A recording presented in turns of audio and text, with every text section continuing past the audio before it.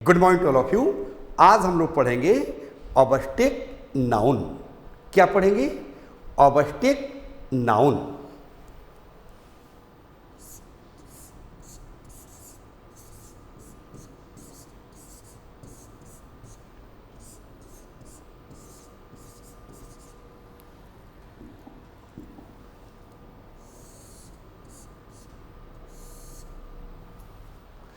ऑब्स्टेक noun का हिंदी अर्थ होता है भाववाचक संज्ञा। अब यदि आपसे कोई क्वेश्चन कर दे कि व्हाट इज ऑब्स्टेक नाउन या what is the definition of abstract noun, तो आप लोगों में से कौन कौन आंसर दे सकता है? Hands up please. अच्छा, किसी को नहीं पता है। Okay, hand down please. देखिए, आप लोग ग्रामर से डरते हैं, आप लोग को ग्रामर से डर लगता है, इसलिए ग्रामर आप लोग को डिफिकल्ट महसूस होता है। ग्रामर से डरने की आवश्यकता नहीं है, बल्कि उससे लड़ने की आवश्यकता है। आज से यानी कि आज आप लोग क्लास जब कर लेंगे तो आप लोग भी नारा लगाने लगेंगे कि सरफरोशी की तमन्ना अब हमारे दिल में है, देखना है जोर कितने बाजुए कातिल में है, बाजुए कातिल में है। ऑब्स्टेक नाउन का डेफिनेशन बिल्कुल आसान है, बिल्कुल इजी है। आइए देखते हैं। अब यदि कोई आपसे क्वेश्चन करे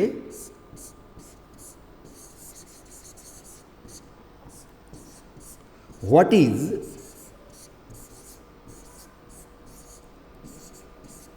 ऑब्स्टेक नाउन, यानी कि ऑब्स्टेक नाउन किसे कहते हैं, तो एकदम सिंपल लैंग्वेज में आंसर दीजिए। बोलिए कि the noun which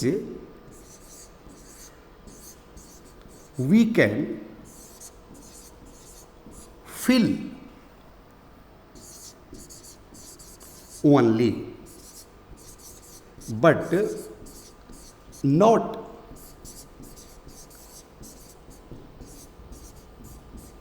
physically touch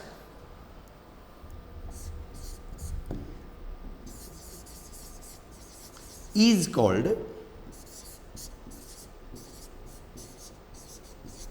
ऑब्स्टेक noun. Okay, अब आप लोग खुद से बताओ कि डेफिनेशन डिफिकल्ट है या इजी? Hands up please. अच्छा, बिल्कुल इजी है। Okay, hand down please. ध्यान दीजिए, आप लोग प्रिपरेशन करते हैं, कोई एसएससी क्या करता है, कोई रेलवे क्या करता है, कोई बैंकिंग क्या करता है, कोई एनडीए क्या करता है, इसलिए इस डेफिनेशन को हम लोग वर्ड बाय वर्ड समझेंगे ताकि किसी तरह का कोई क्वेश्चन आपके एग्जाम में पूछ दे तो आसानी से सॉल्व कर सके। अच्छा, आप लोग भी यही चाहते हैं, तो आइए देखते हैं। ध्यान दीजिए, डेफिनेशन कह रहा है कि द नाउन, यानी कि वैसा नाउन, कह रहा है कि विच, जिसे वी कैन फिल ओनली, जिसे हम लोग सिर्फ महसूस कर सके। ओके, कह रहा है कि बट नॉट फिजिकली टच, उसे हम लोग शारीरिक रूप से छू ना सके, यानी कि उसे हम टच बिल्कुल ना कर सके। कह रहे कि इज कॉल्ड, कहलाता है। क्या कहलाता है? ऑब्स्टेक नाउन, यानी कि वैसा नाउन जिसे हम लोग सिर्फ फील कर सके, महसूस कर सके, लेकिन ऐसे टच ना कर सके। अब इस पर हम लोग एग्जाम्पल देखेंगे तो और भी मजा आएगा इस चैप्टर को पढ़ने में। आइए देखते हैं।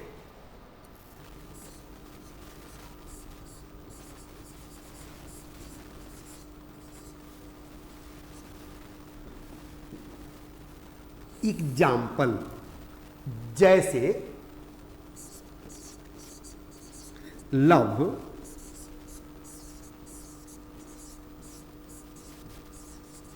Affection, beauty,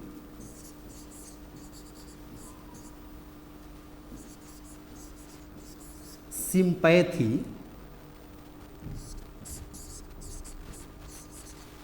truth,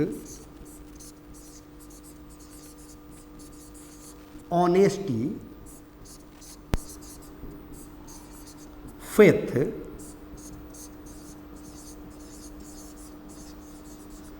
freedom,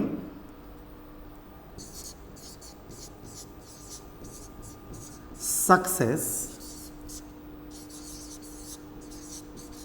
anger, soul, death, ETC. ये रहा ऑब्जेक्ट नाउन के कुछ एग्जाम्पल्स। समझ पा रही है सबको? अच्छा, सबको समझ में आ रही है। मेरी आप सबसे रिक्वेस्ट है कि इस एग्जाम्पल को रट्टा मारने की आवश्यकता नहीं है, बल्कि इसके कंसेप्ट को समझने की आवश्यकता है, ताकि इस तरह के कोई भी क्वेश्चन आ जाए आपके एग्जाम में तो आप आसानी से सॉल्व कर सके। अच्छा, आप लोग भी यही चाहते हैं। ओके, अब जो है इस एग्जाम्पल्स को हम लोग बारी बारी से समझने का प्रयास करेंगे। जैसे पहला वर्ड कर रहा है लव। लव का हिंदी अर्थ होता है प्यार, प्रेम, मोहब्बत। अब बताइए कि मोहब्बत को, प्यार को, प्रेम को कोई फिजिकली टच कर सकता है इस तरह से? बिल्कुल नहीं कर सकता है। ओके, इसलिए लव क्या है? ऑब्जेक्ट नाउन है। Is that clear? यानी कि लव क्या हुआ? Object noun. अफेक्शन, अफेक्शन मतलब होता है प्यार, मोहब्बत। इसको कोई टच कर सकता है फिजिकली? बिल्कुल नहीं कर सकता है। तो अफेक्शन क्या है? ऑब्जेक्ट नाउन है। अगला वर्ड करें कि ब्यूटी।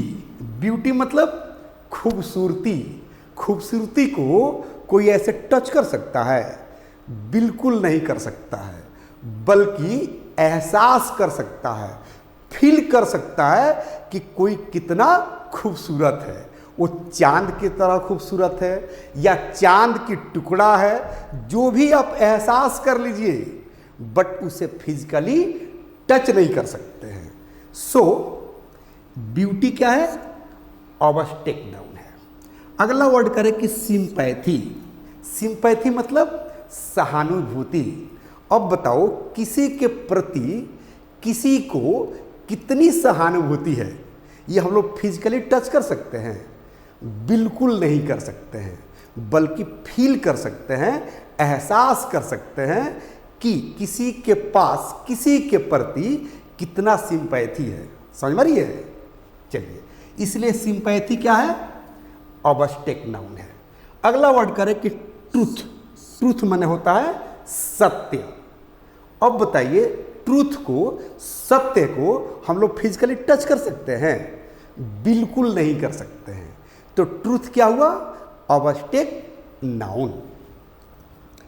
अगला वर्ड है ऑनेस्टी। ऑनेस्टी मतलब ईमानदारी। अब आप बताइए कि कौन कितना ईमानदार है? इसको फिजिकली टच किया जा सकता है? बिल्कुल नहीं किया जा सकता है, बल्कि एहसास किया जा सकता है कि कौन कितना ईमानदार है, जिस पर हम लोग विश्वास कर सके। इसलिए ऑनेस्टी क्या है? Object noun.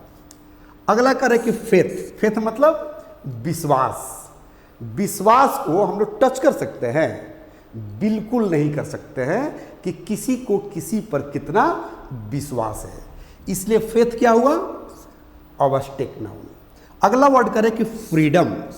फ्रीडम मतलब होता है आज़ादी। अब बताइए कि कौन कितना आज़ाद है? इसको फिजिकली टच किया जा सकता है? बिल्कुल नहीं किया जा सकता है। तो फ्रीडम क्या हुआ? Object noun. अगला वर्ड करें कि सक्सेस। सक्सेस मतलब सफलता। अब बताइए कि किसी के सफलता को कोई टच कर सकता है? बिल्कुल नहीं कर सकता है, बल्कि एहसास कर सकता है कि पहले किस स्टेज पर था और आज किस स्टेज पर है, मतलब कितना सफल हो गया है। इसे हम लोग फील कर सकते हैं, एहसास कर सकते हैं, फिजिकली टच नहीं कर सकते हैं। इसलिए सक्सेस क्या हुआ? ऑब्स्टेक नाउन। अगला एक वर्ड कह रहा है कि एंगर। एंगर मतलब गुस्सा। आपसे कौन कितना गुस्सा है या आप किसी से कितना गुस्सा है, इसको फिजिकली टच कर सकते हैं? बिल्कुल नहीं कर सकते हैं। सो एंगर क्या हुआ? ऑब्स्टेक नाउन। अगला करें कि सोल। सोल मतलब आत्मा। अब बताइए कि आत्मा को हम लोग टच कर सकते हैं, ऐसे फिजिकली टच कर सकते हैं? बिल्कुल नहीं कर सकते हैं, बल्कि एहसास कर सकते हैं कि आत्मा है। व्यक्ति मर गया, आत्मा जो है शरीर से निकल गया। ओके, अच्छा, सब लोग को मालूम है। ओके, तो सोल क्या हुआ? ऑब्स्टेक नाउन। अगला वर्ड करें कि डेथ। डेथ मतलब होता है मृत्यु। आदमी जब की मृत्यु हो जाती है, आदमी जब मर जाता है, उसे अंग्रेजी में डेथ कहते हैं। अब बताइए कि डेथ को फिजिकली इस तरह से टच कर सकते हैं ऐसे? बिल्कुल नहीं कर सकते हैं। So death is abstract noun. समझ में रही है सबको? अच्छा, चलिए, यानी कि आपका कंसेप्ट बिल्कुल क्लियर है, बिल्कुल स्पष्ट है। यहां मैं और भी कुछ एग्जाम्पल देना चाहूंगा ताकि ये प्रूव हो जाए कि ये सारे वर्ड नाउन ही हैं। और नाउन में कौन सा नाउन है? ऑब्स्टेक नाउन है। जैसे आप एक वर्ड ले सकते हैं, जैसे कहा जाए कि योर बुक, मतलब आपकी पुस्तक, आपकी किताब। यहां ध्यान देने की बात है कि योर के बाद हमेशा नाउन का ही प्रयोग होता है। जैसे बुक, बुक क्या है? नाउन है। समझ में सबको? अच्छा, सब लोग जानते हैं। ओके, तो बुक क्या हो गया? Noun. Your book, your pen, your chair, your bike, your brother, your father, your mother. Is that clear? तो योर के जगह पर माई भी तो लगा सकते हैं। अच्छा, बिल्कुल लगा सकते हैं। तो कहेंगे माई बुक, मतलब मेरी किताब। तो किताब क्या हो गया? नाउन हो गया।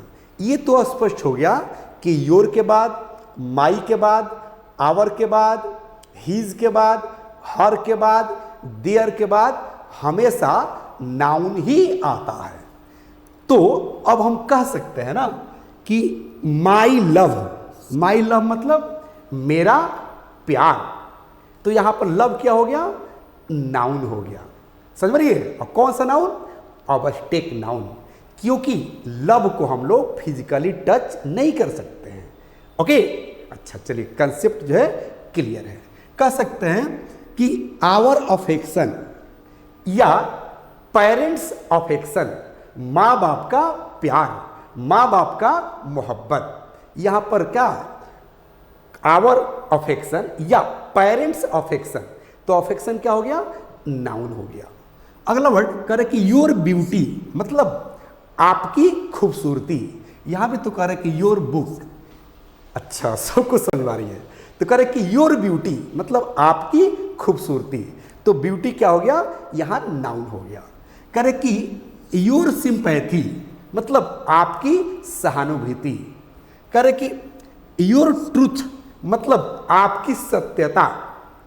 कह रहे कि योर ऑनेस्टी आपकी ईमानदारी।